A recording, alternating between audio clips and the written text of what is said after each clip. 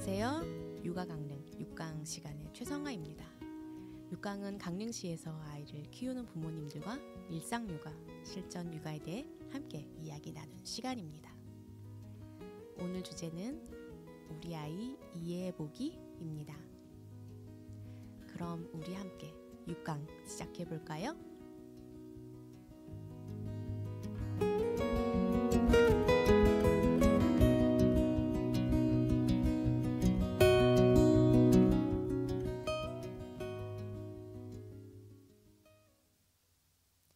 네, 강릉 하슬 라디오 오늘의 6강 이야기. 우리 아이를 이해해보기 위해 제가 해보았던 것에 대해 이야기해보겠습니다.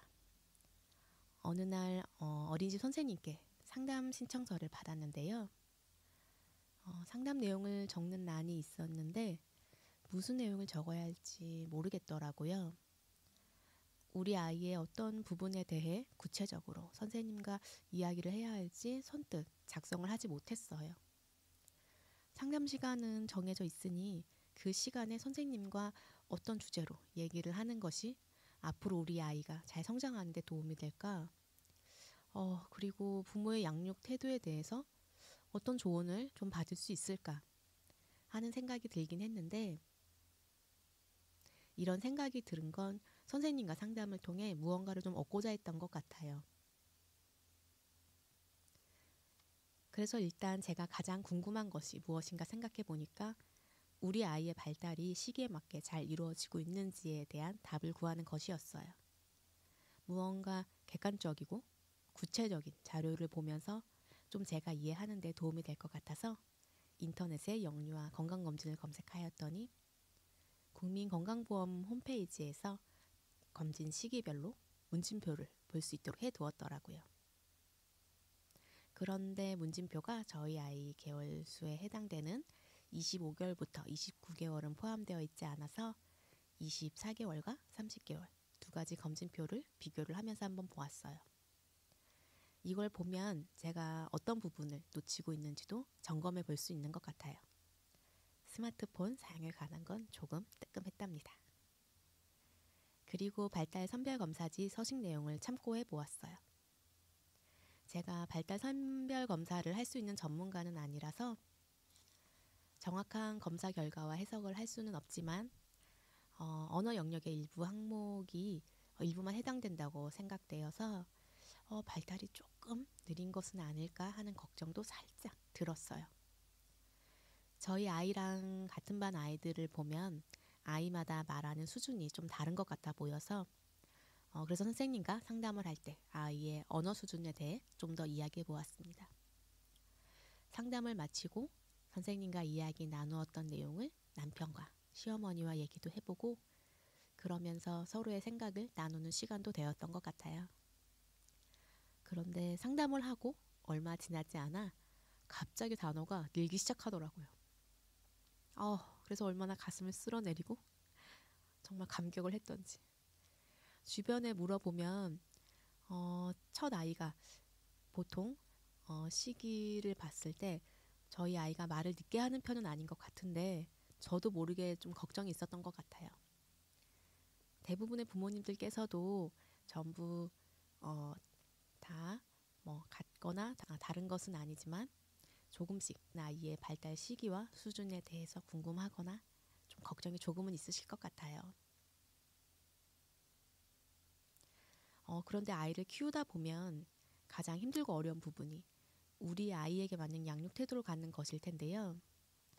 부모가 양육관이 어느 정도 맞춰져야 훈육도 일관성 있게 되고 부모끼리도 서로 의견 충돌 없이 서로 노력하고 의지가 될 것 같아요. 그래서 가장 먼저 좀 들여다보아야 할 것이 아이의 성격이라고 생각했고 STS 유교인 기질 검사를 해보았습니다. 이 검사는 제가 상담 공부를 하고 있어서 전에 검사에 대해 교육을 받았기 때문에 제가 검사를 진행하였는데요. 기질 검사는 영아용, 유아용, 성인용으로 구분되어 있는데 영아용은 12개월부터 35개월까지, 유아용은 36개월부터 72개월까지, 성인용은 만 18세 이상을 대상으로 하고 있습니다. 저는 교육을 받을 때도 검사를 해보았지만 최근에 다시 검사를 해보았답니다. 이 검사를 다시 한 이유는 성격의 토대가 되는 것이 기질이고 기질은 성격에 있어서 개인차를 느끼게 해주는 부분이기 때문에 아이의 성격을 이해하기 위해서였어요.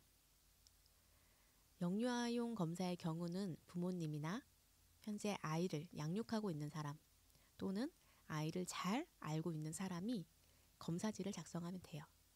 그러니까 검사지를 작성하는 사람이 아이와 되도록 많은 시간을 보내고 잘 아는 것이 중요하겠죠. 그래서 아이를 보는 시각이 좀 다르면 검사 결과가 다르게 나올 수 있습니다. 예를 들면 부와 모의 검사 결과가 다르게 나올 수 있는데 저희도 그렇습니다. 이 검사는 아이의 활동성, 조심성, 의도적 조절, 긍정정서, 부정정서, 사회적 민감성에 대해 높고 낮은 수준을 보여주고 그에 따른 양육 팁을 제공을 해주는데요. 이 중에서 예민하고 민감한 등의 부정정서, 조심성이 많고 경계심이 많은 등의 조심성, 인내심이 강하고 끈기가 있는 등의 의도적 조절 영역은 양육 스트레스와 연관이 높다고 하는데요. 이 요인들을 결합해서 이 결과의 이해를 돕기 위해 아이의 성격을 동물에 비유해서 보여줍니다. 저와 제 남편이 다르게 보는 부분이 부정정서, 의도적 조절이에요. 서로가 아이의 강점과 약점을 다르게 보는 부분이 있는 거죠. 저는 이 부분이 남편보다 높은 수준이기 때문에 원숭이 유형이 나왔고요. 남편은 리트리버, 강아지 유형이 나왔어요. 제가 남편보다 아이의 부정정서를 더 많이 느끼고 있다고 볼 수 있는데요. 제가 남편보다 양육 스트레스를 더 받고 있다고도 볼 수 있죠.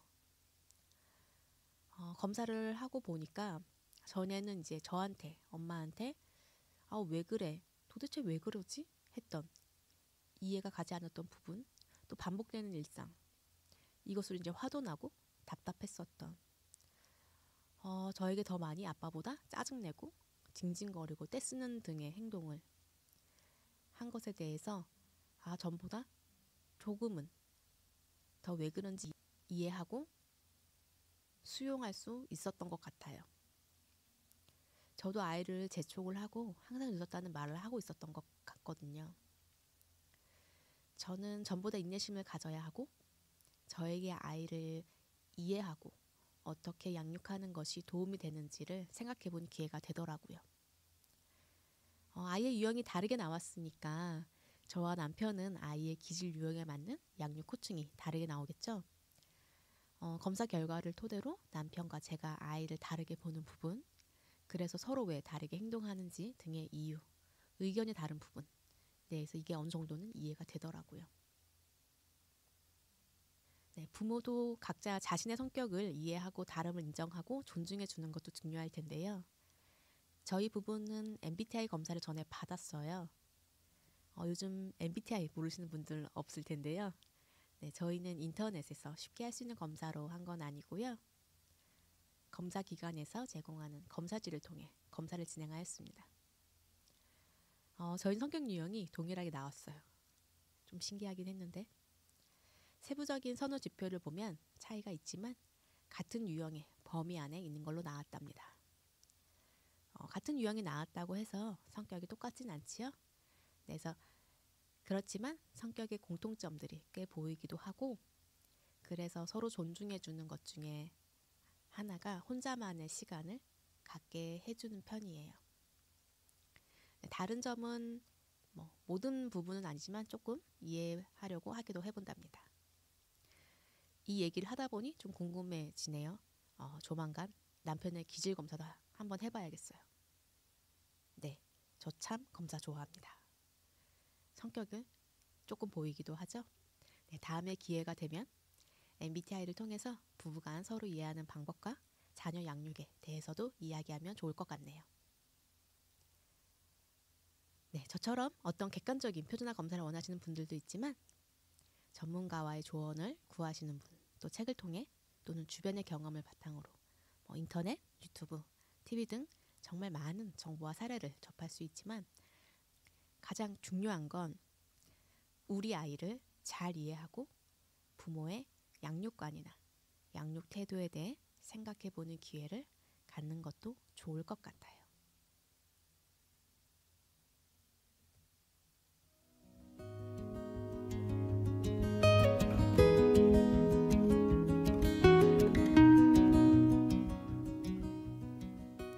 오늘 이 시간에는 제가 우리 아이를 이해해보기 위해 제가 해보았던 것에 대해 이야기해 보았는데요.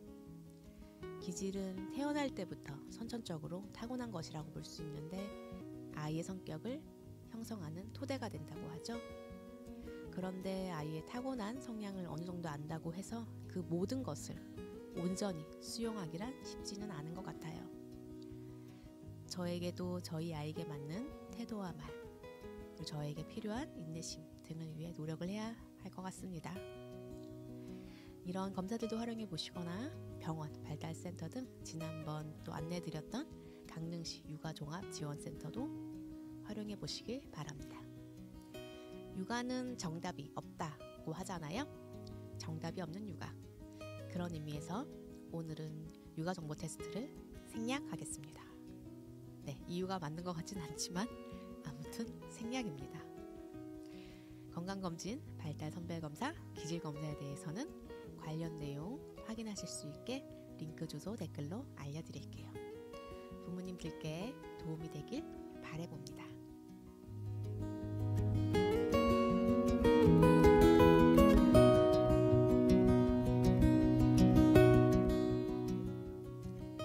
지금까지 강릉 하슬라디오 6강의 최성화였습니다. 다음 방송 때는 육아에 관한 다른 주제로 부모님들과 이야기 나누어 보겠습니다. 이야기 나누고 싶은 주제가 있으시면 댓글로 남겨주세요. 부모님들 응원하며 인사드릴게요. 오늘도 충분히 잘하고 있어요. 짝짝짝짝짝 감사합니다.